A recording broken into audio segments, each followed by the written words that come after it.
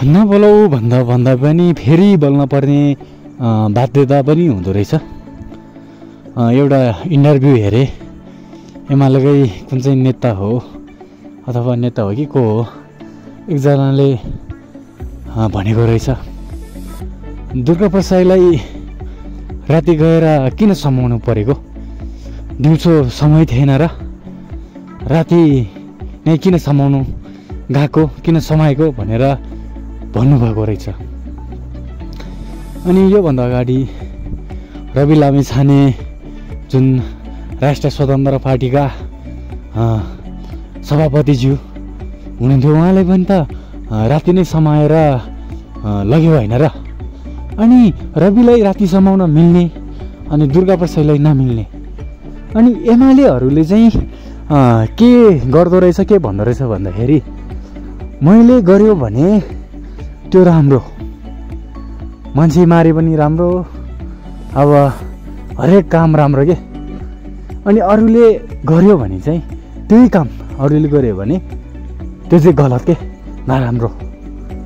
एमालेहरूमा चाहिँ मलाई लाग्छ कि ठिक छ, मैले पार्टीको विरोध गर्न खोजेको होइन, एमालेमा नेताहरू प्रायः त्यस्तै छन् के।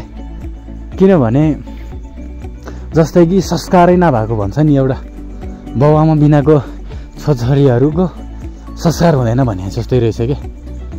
अब खास भनौँ भने यो भनिराख्दाखेरि कतिपय मान्छेहरूले मलाई गाली गर्ला है, ठिक छ गाली गर्नुहोस् तर बुझेर गर्नुहोस्। किनभने एउटा चाहिँ मान्छे भइसकेपछि हरेक कुरालाई हामीले हेर्नुपर्छ, विचार गर्नुपर्छ, अनि कुन तरिकाले त्यो गरिरहेको छ भन्ने कुराहरू पनि त्यो हुनुपर्छ।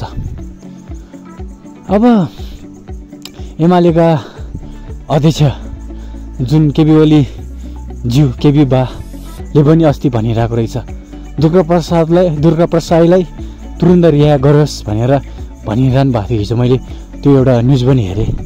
यसो यो चाहिँ झुटो न्युज हो कि झुटो समाचार हो कि भनेर यसो मैले त्यसलाई क्लिक गरेर पनि हेरेँ, तर त्यो न्युज चाहिँ झुटो होइन रहेछ। अब यो एमालेहरूलाई चाहिँ के रहेछ भने तपाईँको उसले कालो भन्यो, कालोलाई सेतो भने पनि हामीले सेतो भनिदिनु पर्ने, उसले सेतोलाई कालोलाई सेतो भने पनि हामीले सेतो भनिदिनु पर्ने जस्तो रहेछ के। त्यसैले अब ठिक छ, अब पार्टीको सबै सिद्धान्तहरू हेर्दा त राम्रै हो, तर पार्टी बिग्रिने भनेको चाहिँ त्यहाँभित्रमा कसले नेतृत्व गरिरहेछ, कसले चाहिँ चलाइरहेछ भन्नेमा भर पर्छ।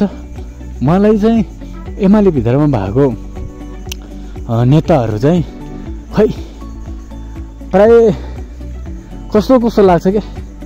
अब के हो अब यो भनिराख्दाखेरि अब मैले यसलाई अब टिकटकमा राख्छु। अब यो टिकटकमा गाली आउँछ ताली आउँछ त्यो त छँदैछ, तर यदि मैले गलत बोल्यो भने मलाई माफ गरिदिनु होला है। अब यदि मैले यो अब गलत होला सायद, किनभने कसैले नराम्रो भन्नु गलत हो, तर मैले नराम्रोलाई नै नराम्रो भनेको हो, तर मलाई चाहिँ यो गलत जस्तो लाग्दैन। हस्, धन्यवाद।